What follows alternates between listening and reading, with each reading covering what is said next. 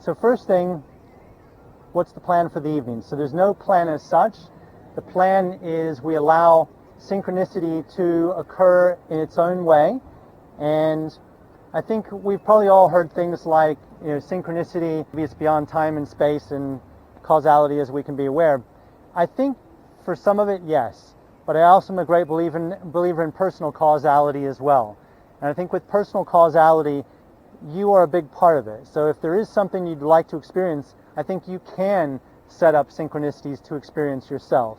And I think when you start to recognize synchronicity, every area of your life starts to benefit because every area of your life is interconnected.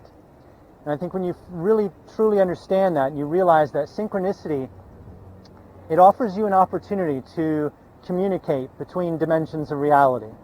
Now, if you're skeptical to this idea, if this is something you've not personally experienced, that's the whole purpose of this walk, is for you to be able to experience something that you've not experienced yourself up to this moment. Okay? So I would say if you're skeptical, that's absolutely okay, but please be an open-minded skeptic for this walk, because a closed-minded skepticism is going to get you absolutely nowhere. Does that make sense?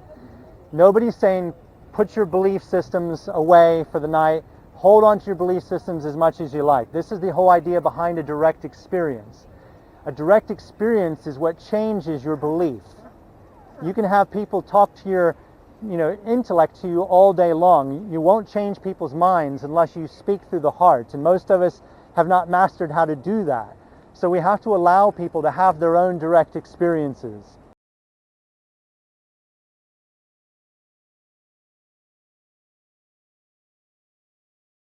So we allow synchronicities to occur naturally through the process of cause and effect. Maybe it's purely a signpost to say it's safe to go this way, it's not so safe to go that way. Okay, because I think that's what synchronicity can do too. It can literally serve as a red light, as a green light, as a warning sign, as a nudge. There are literally parts of you that can see a bigger picture of your life. Sometimes years in advance. You might think, well, then that means things are predestined. I think what we're looking here as is like a probability database. Your patterns, your everyday patterns, your everyday behavior, this is what the universe can look at and calculate based on these knowable patterns, these patterns that you literally get up and adhere to every single day. If you go and do the same thing every day, that becomes predictable. Do you not think the universe can easily calculate where you're going to be in a few years and what you're going to sort of synchronize with? It becomes easier. With the personal causality, we start creating more. We start creating from the causal level instead of always operating from the effect level. When we can start to do that, we can start to create, manifest, attract to us what we desire, what our hearts desire.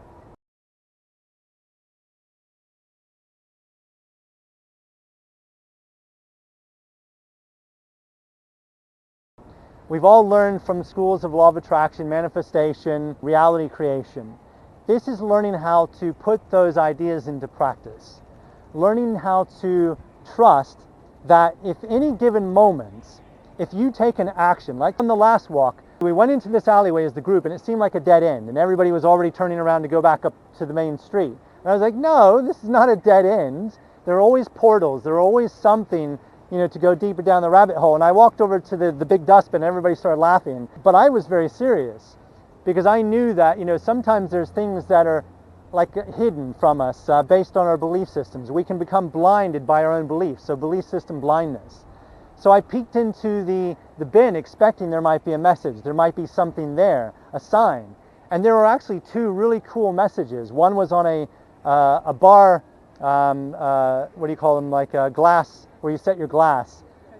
Coaster. It was on a coaster, a message like you get on the back of coasters sometimes.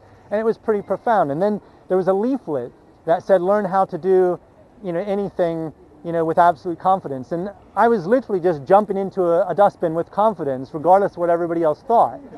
But what that did was, it literally, in that moment, because I trusted there was something there, and I trusted to go into the dustbin to retrieve the message that was, in fact, there, it synchronized the group with a very specific moment in time.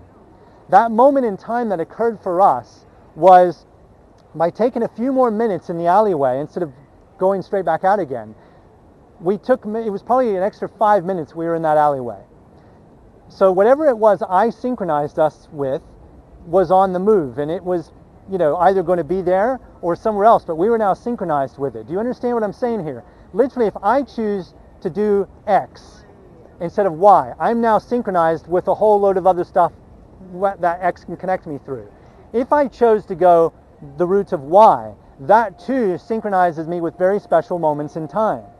So when you have that understanding that whatever choice you make, you have just synchronized yourself with something. So do you want your choices to be loving choices or fearful choices? Because this is what it's going to synchronize you with.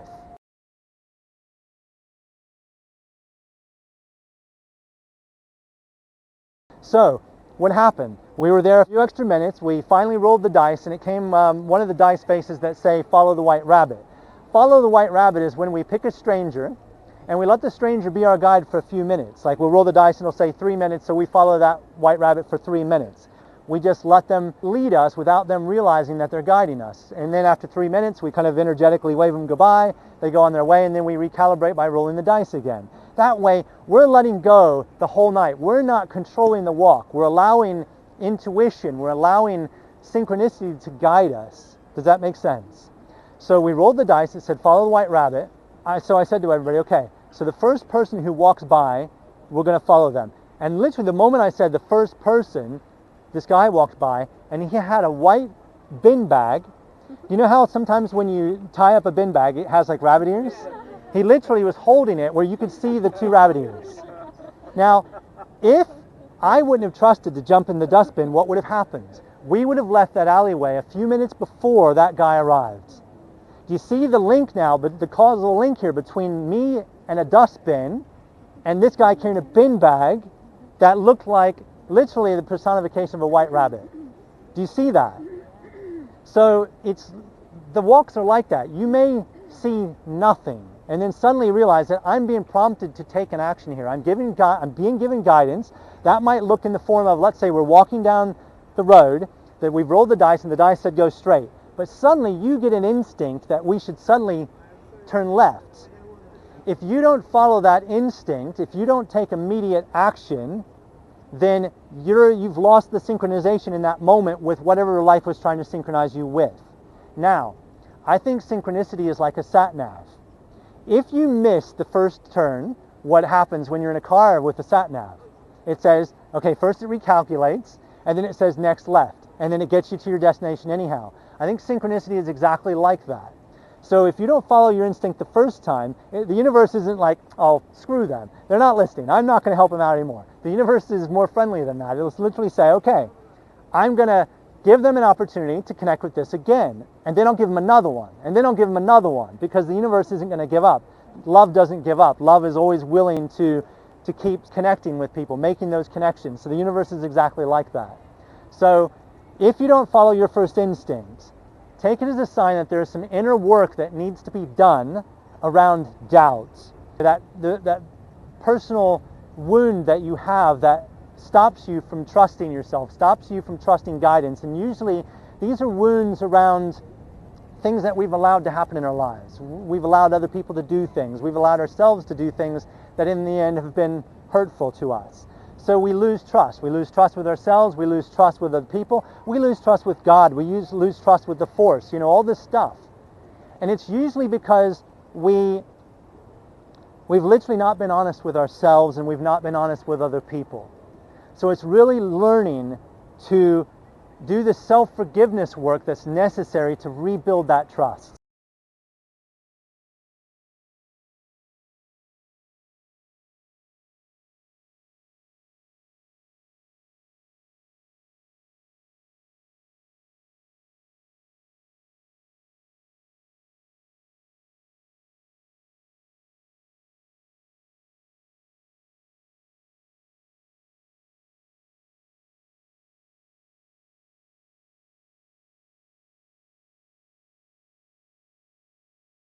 So if you find on this walk that you're doubting yourself, just take it as a sign that you need to recalibrate your nervous system.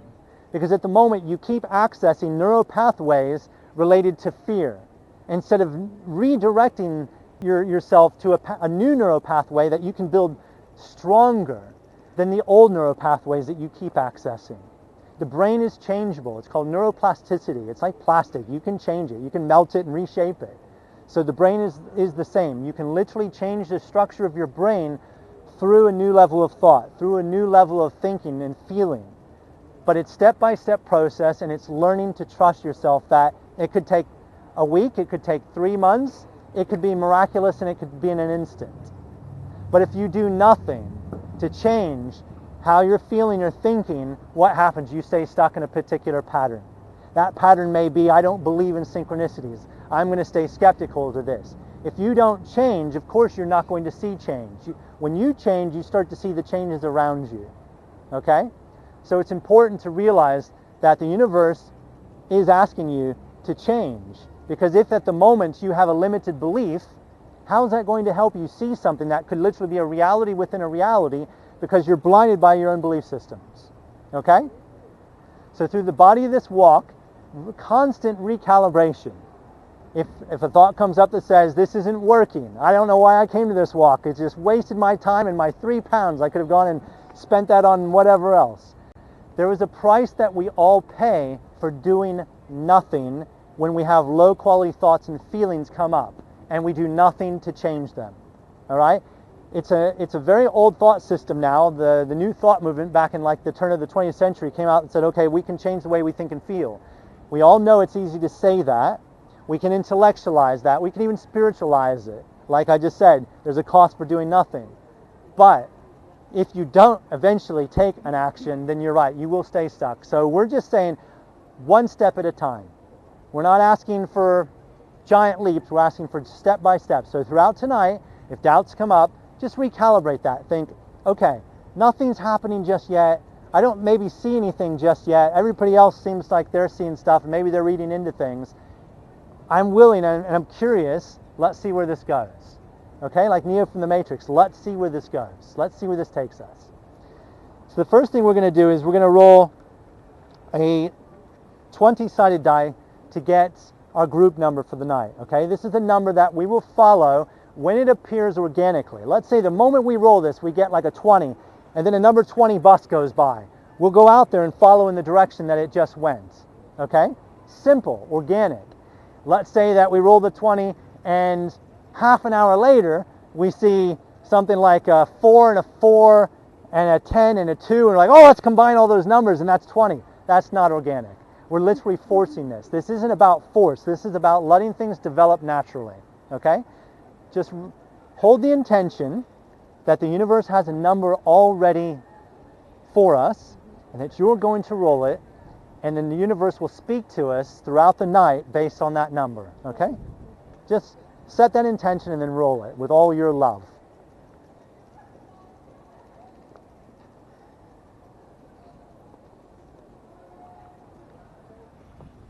Number 6. Okay, it's a powerful number, number 6. So whenever the number 6 occurs organically, naturally, we'll follow it. That could literally mean that we follow the white rabbit for a few minutes, let's say 3 minutes, and it's the moment the clock, the stopwatch says time's up, let's say there's a door, residential or business, that has the number 6 on it. What do you think we're going to do next? We're going to knock on that door. Okay? Now your heart might be racing a little bit, thinking, holy crap, I don't know if I can do that. That's a little bit outside my comfort zone. We all need to stretch ourselves a little bit. As I've always said, it's like become a mantra of this walk. We've never been arrested yet on one of these walks, okay? We don't set out to get arrested, but if you find that we're doing something where you're thinking, okay, society teaches us not to do things like this, then you can take a time out. You can sit to the side and just watch what happens next. And if the police cart us off in the paddy wagon, you were right. You were right to sit on along the side, okay? But it's literally just learning to follow instincts, because sometimes, like I said, there's a reality within a reality. The reality within that alleyway I was talking about was the dustbin that literally, if by me trusting to follow my instincts, take immediate action, dove in the dumpster, retrieved those messages, took a few minutes to perfectly synchronize with a guy holding a white bin bag that looked like a white rabbit. And then 3 minutes later, after following him, we came to this totem pole that was in London that none of us on that walk had ever seen before. A totem pole in the middle of London. And right across the street from it was Scientology. So there were all kinds of rabbit holes to explore because we opened our minds and decided to just follow the white rabbit. A white rabbit is literally someone or something that will transport us to another point, okay, on this infinite map of possibilities. Number 6, okay? Now, we also have another new die. It's a rather large one. It's kind of plasticky, so we probably don't want to drop it from great heights. It might break. So just come down to ground level, give it a good roll. It's a big die, so if you don't roll it, if you don't do much with it, it'll probably just sit there. So let me just explain to you. So you see this, I'll come around for everybody. You see this one? This is to represent an authority figure, okay? It's basically that childhood game, if you've ever played it, called Follow the Leader. Yeah? So if somebody rolls this, the number 2 that accompanies it, basically for 2 minutes, whoever rolled that die becomes our walk leader for 2 minutes. No matter where they go, no matter what they do, we have to walk in a single file line behind them. And if they suddenly start dancing like this while they're walking, then we have to do the same thing. Okay? If they suddenly walk through the door of a pub and they sort of go around all the tables in like a snaky, wormy fashion and they're high-fiving people, then you have to high-five people too. Okay? You might again think, okay, this is going to push me a little bit outside my comfort zone. People have fallen through the cracks on a synchronicity walk. And what I mean by that is literally 1 second we're about to do something, I turn around and a few people have disappeared. They've just literally, fears got the better of them. They didn't recalibrate their nervous system to think, okay, I'm feeling some fear around this, I'm feeling some doubt, but damn, I'm curious to see what happens if I do this. Okay? If you don't do that, you will fall through a crack. And you can wind up on your own synchronicity walk, and that's absolutely fine, okay? If you want to at least wave goodbye as you sort of run off, I'm happy with that. It's perfectly fine. We then have this that looks like a rabbit's head with 2 ears, and you'll see there's a 1 on that one. So if we roll that, that's follow the white rabbit for 1 minute, okay? There's about 4 or 5 follow the white rabbits on here from 1 minute up to 3 minutes. So 3 minutes is the maximum for following a white rabbit. We have another one that says forward, first left, first right. We have this one that looks like just a signpost. When we roll that, we just quickly look around for a sign, and if it's like a directional sign pointing in one direction, then we immediately go in that direction, okay? There's no great thought. We don't want to intellectualize synchronicity. We literally want to just cherish it. When it appears, boom, we follow it, we trust it, and we take action, immediate action, okay? Another one is an M, which is in a kind of a makeshift Metatron's cube, which is all about manifestation. So if we roll the M for manifestation, then what we're going to do is we're going to do kind of a synchronicity scavenger hunt. We're going to nominate something, like maybe like a sumo wrestler, because you don't see many sumo wrestlers in town, do you? So we might say, okay, let's roll the other dice and let's see what it comes up. Say for 4 minutes, we now have to follow the signs to see if we can manifest a sumo wrestler. Okay? Now that sumo wrestler can appear in the form of a child's doll, can appear as a sign that's on a wall somewhere. Do you often see something like that?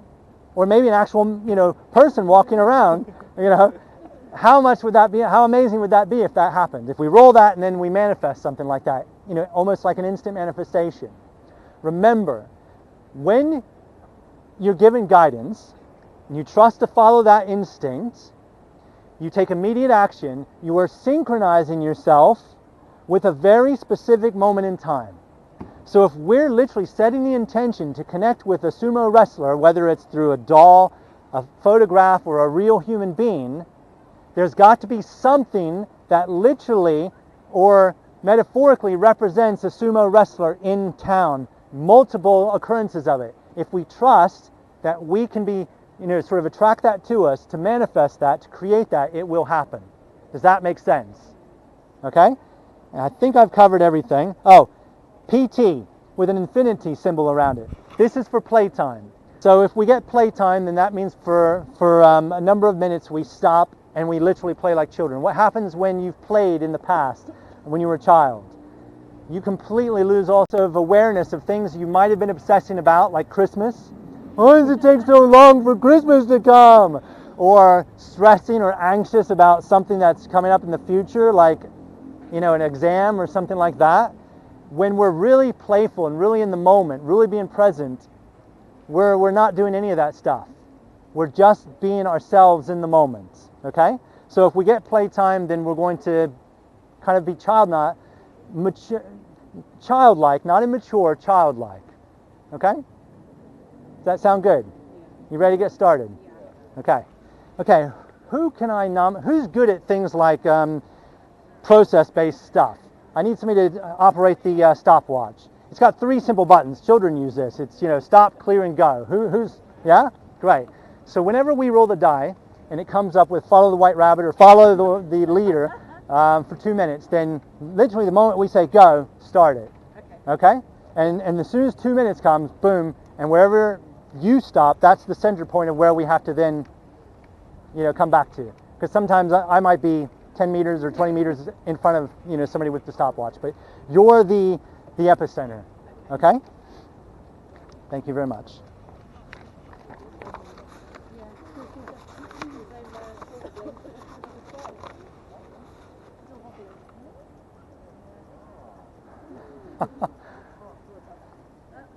Does anybody know meanings behind the fox?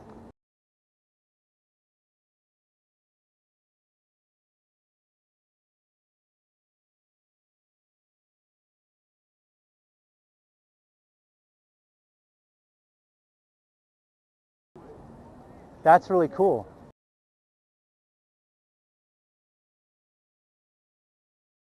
Okay, let's do this.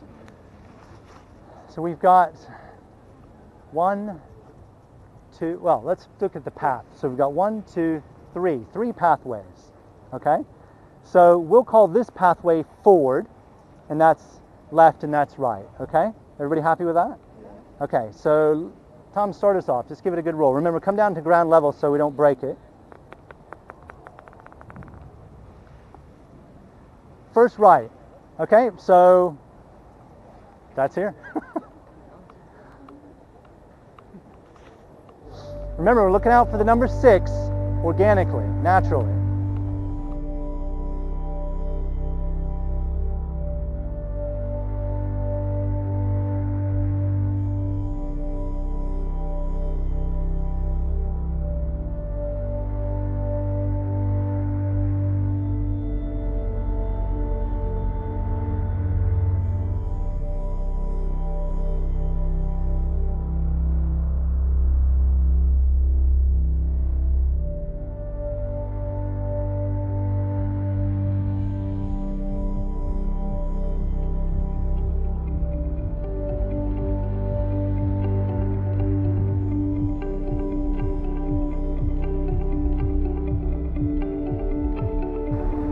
Okay, so if you roll the dice for us, again, try to keep it away from the road as much as possible.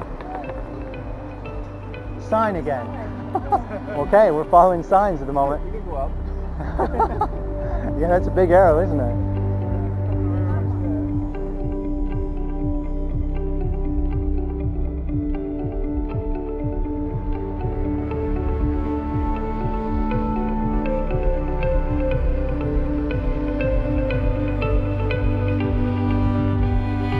Got 3 signs.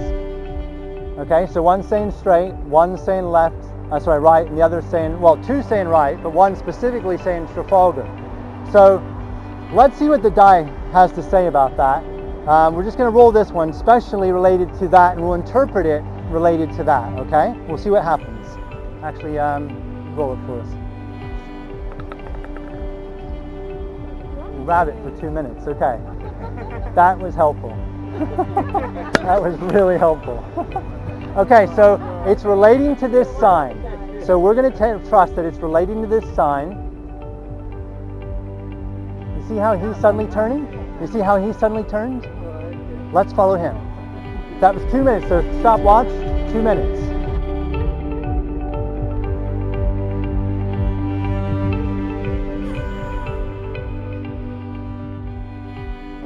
Was that the time? It's all right, he's stopped now. He's stopped. He stopped, he's just right there. He's actually coming back.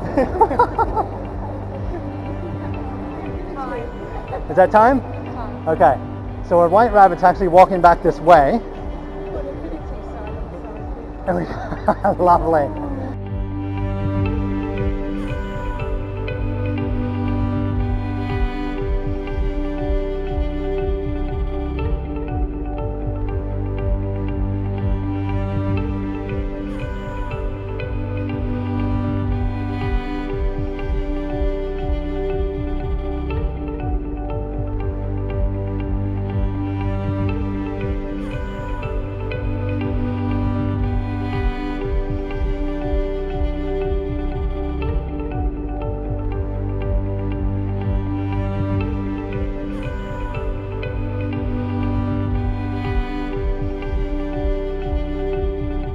Okay, we're going to roll the dice, this one. The even numbers will be yes, the odd numbers will be no. Should we hang with our white rabbit so he does the next move, or should we re-roll to calibrate, okay? So, sorry, should we hang with our white rabbit for a few minutes? That'll be yes or no. So, like I said, even for yes. No, okay? So I guess he served his purpose. We were heading, he was heading that way, so we'll call that straight. So go ahead and roll for us.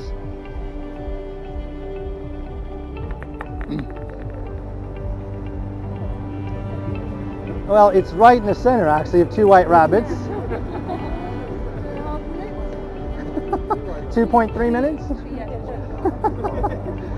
Okay. I mean, that's dead center. So yeah, well, let's take 2.5 minutes. Okay. So, is he going to move? No, he's not going to move. So let's choose a white rabbit. This guy, let's follow him. So, 2.5.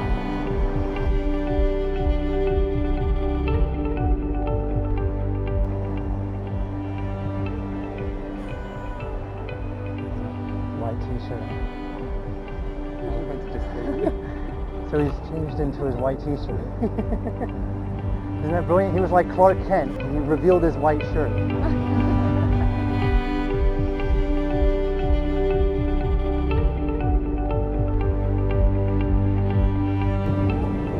Is that time? That's pretty cool timing right there.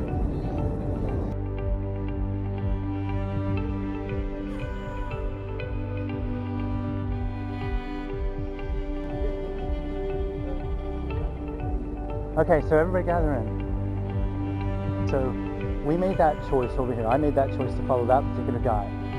We got up to the top of the steps. He literally took his jumper off, revealed the white racket. So it was Clark Kent revealing, himself. And the timed out right here, didn't it? And we're standing across from a homeless person. Okay, so there's usually reason behind stuff, okay? So this guy at the moment is having a good chat.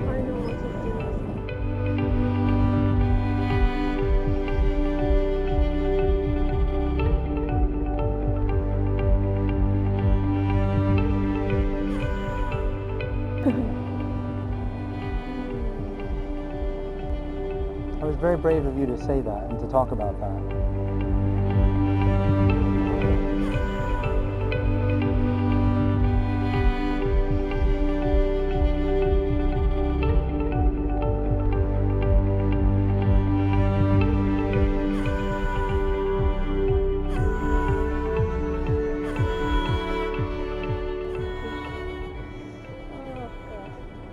Thank you for being here with me. There's usually the difference between coincidence and synchronicity. One has personal meaning to it, the other doesn't.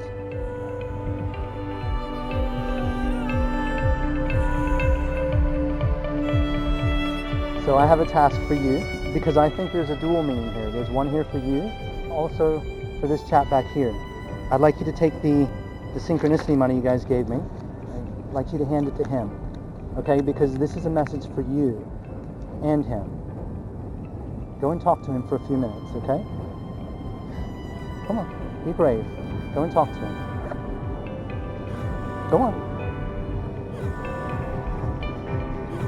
Yes, all of it.